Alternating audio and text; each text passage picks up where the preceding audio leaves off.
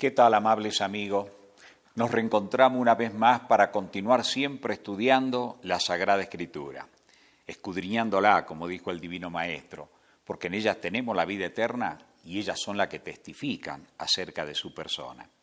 Estamos analizando juntos ya, este sería el 6º tema en la serie, el último mensaje de misericordia que Dios envía a esta tierra, registrado en el libro del Apocalipsis, el capítulo 14, desde el verso 6 al 12.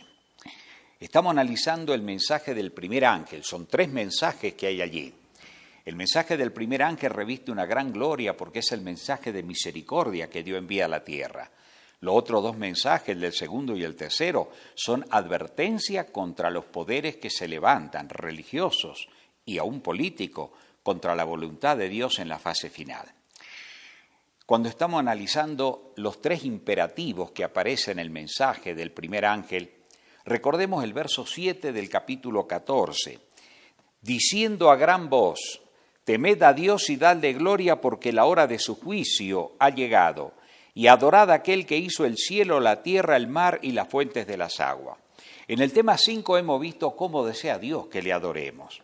Hoy vamos a darle continuidad a ese aspecto glorioso de este tema, recordando lo que el Señor Jesucristo le dijo allí a la mujer samaritana.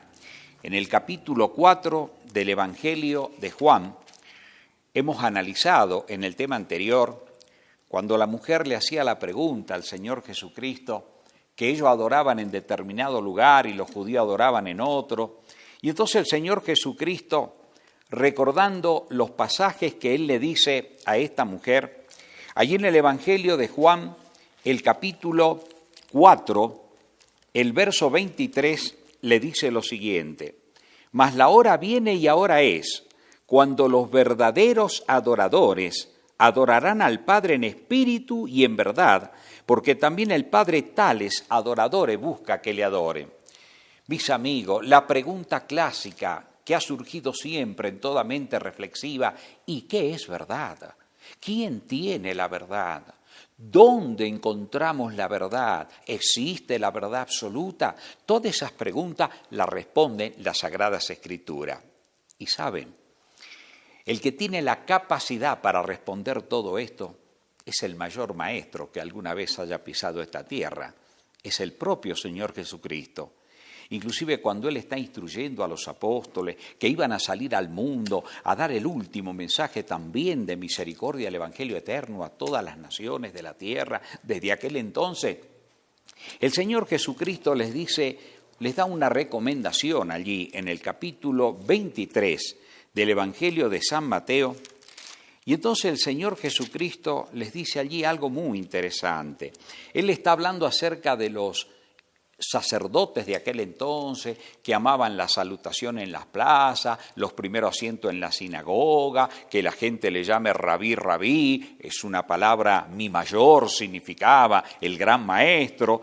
Y entonces el Señor Jesucristo les dice allí algo, verso 8, Evangelio de Mateo capítulo 23. Pero vosotros no querráis que os llamen rabí, porque uno es vuestro Maestro el Cristo y todos vosotros sois hermanos. ¿Qué tal? Uno es vuestro Maestro el Cristo. Yo le pregunto a mis amigos, ¿habrá alguien de mayor calibre para señalarnos a nosotros qué es la verdad? ¿Dónde está la verdad? ¿Cómo conocerla la verdad? Por supuesto que no.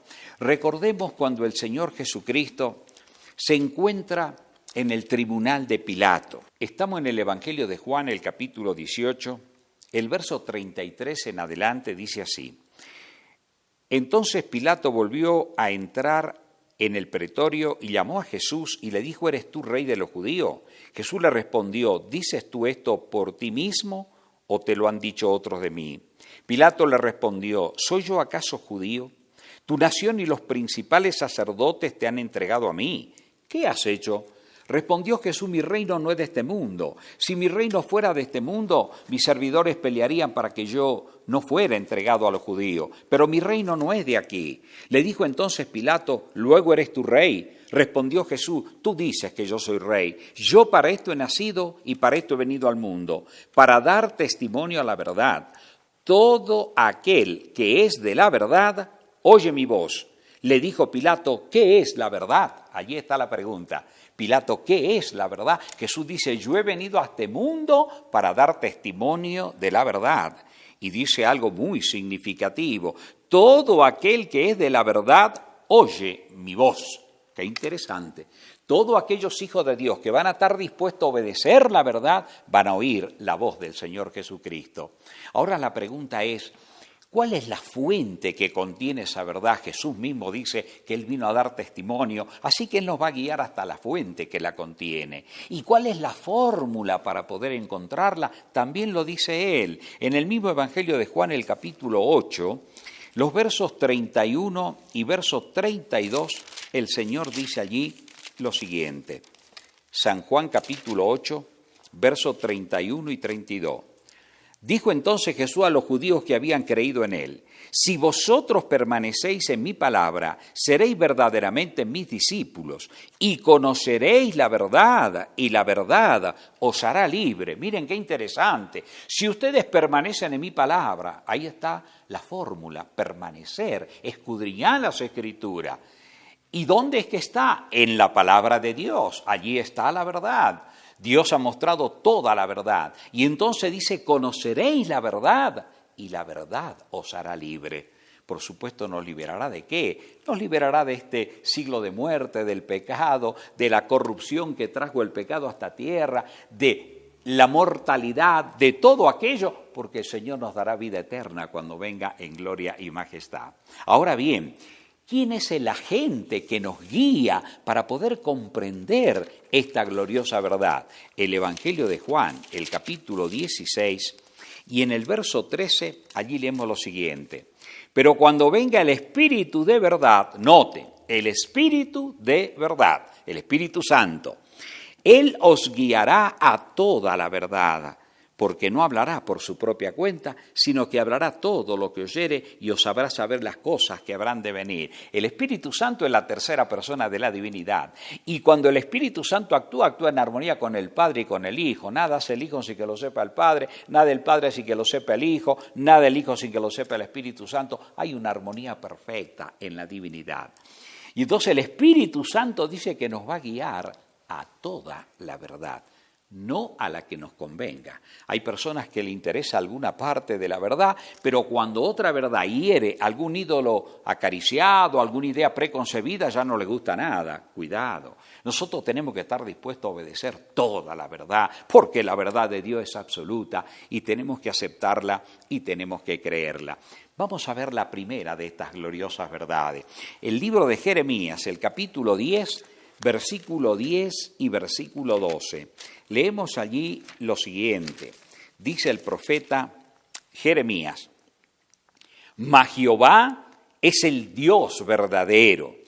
Él es Dios vivo y Rey eterno. A su ira tiembla la tierra y las naciones no pueden sufrir su indignación. Les diré así, los dioses que no hicieron los cielos ni la tierra, desaparezcan de la tierra y de debajo de los cielos. Sí, Dios es el Dios verdadero, Él es el creador de los cielos. Cuando el Señor está diciendo acá los dioses que no hicieron, no se está refiriendo a que haya algunos otros dioses, sino que era la invención que el diablo le hizo hacer a las naciones paganas. No existe, no hay más.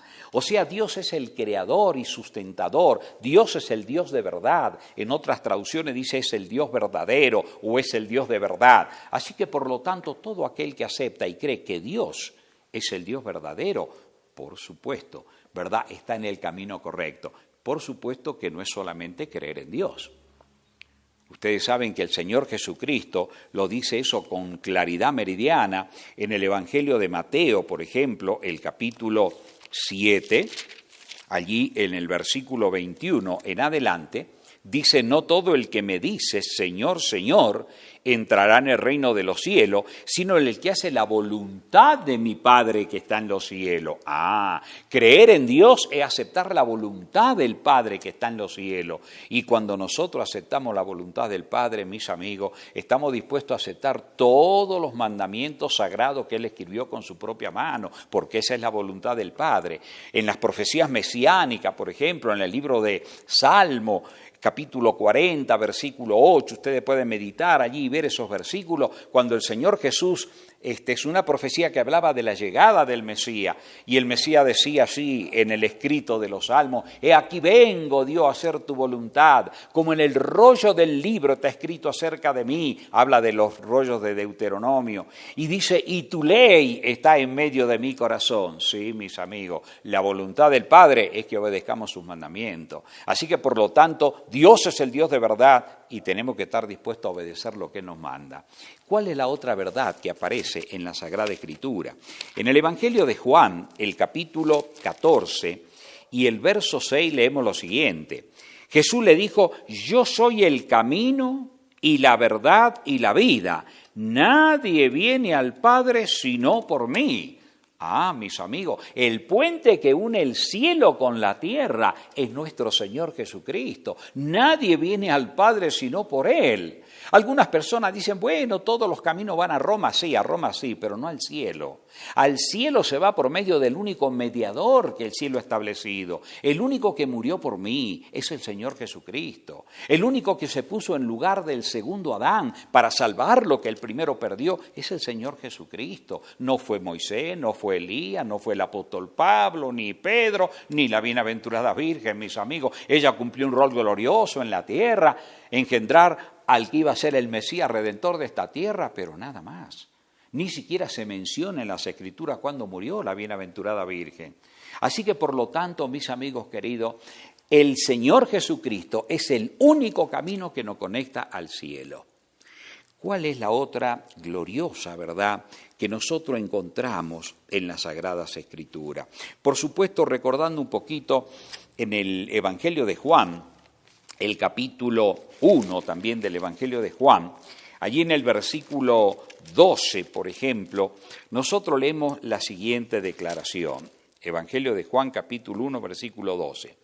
Hablando de los que le reciben al Señor Jesucristo. Mas a todos los que le recibieron, a los que creen en su nombre, le dio potestad de ser hecho hijos de Dios, los cuales no son engendrados de sangre, ni de voluntad de carne, ni de voluntad de varón, sino de Dios. Sí, mis amigos. O sea, el Señor Jesucristo es el único que vino a darnos una nueva vida a nosotros. Lo que es nacido de la carne, carne es. La herencia que traemos a esta tierra es una herencia pecaminosa. Por eso Jesús dijo, el que no naciere de nuevo no puede entrar en el reino de los cielos. Y ese nacimiento es nacimiento en el Espíritu. Dios nos transforma, Dios nos da una nueva mente, un nuevo corazón para poder amarle, para poder servirle, para poder desechar el pecado. Así que, por lo tanto, Jesús es el camino, la verdad y la vida.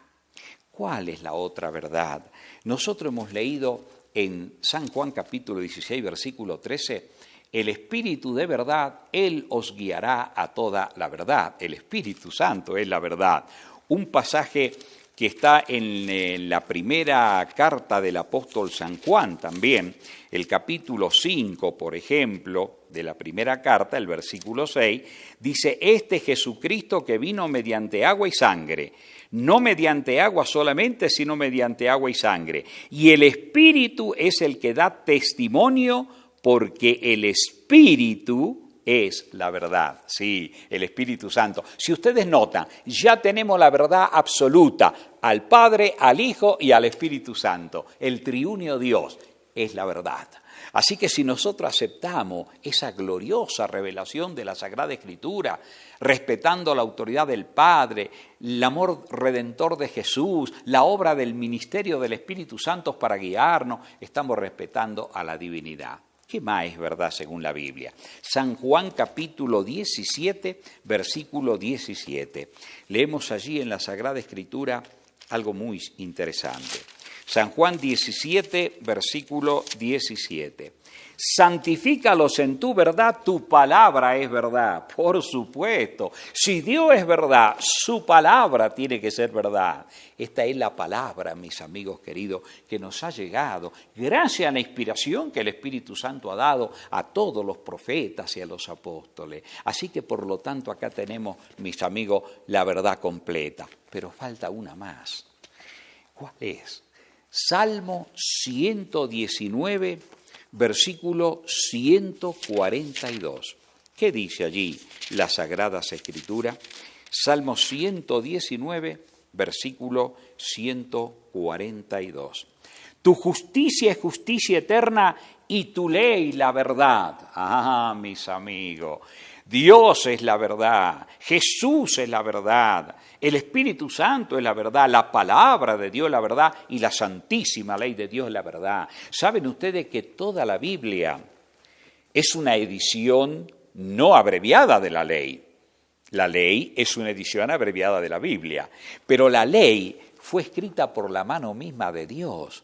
O sea, Dios inspiró a los profetas y a los apóstoles los 32.000 y tantos versículos bíblicos que hay acá en la Biblia, pero hay 17 versículos que Dios no quiso inspirarlo. Quiso descender Él y escribirlo con su propia mano para que nadie dude de la autoridad de los 10 mandamientos.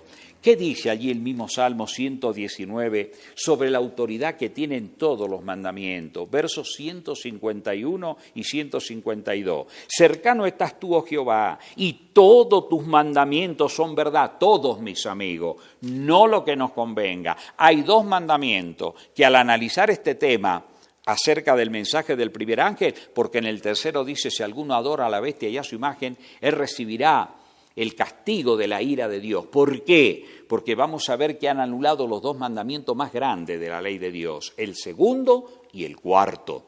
Y entonces dice acá el versículo 152, hace ya mucho que he entendido tus testimonios, que para siempre los has establecido. ¿Para cuándo? Para siempre. Hay muchos que están tratando de tomar los escritos del apóstol San Pablo, hacerle decir lo que el apóstol no está diciendo. El apóstol tenía que reprender a los cristianos judaizantes, que trataban de mezclar las leyes ceremoniales, querían ponerla de nuevo en el tapete de la observancia, cuando eso ya había caducado, mis amigos, con la venida de nuestro Señor Jesucristo, y querían justificarse por guardar la ley, y la ley no es para justificarnos, la ley es para obedecerla. La ley nos señala el pecado, el que nos justifica es Cristo.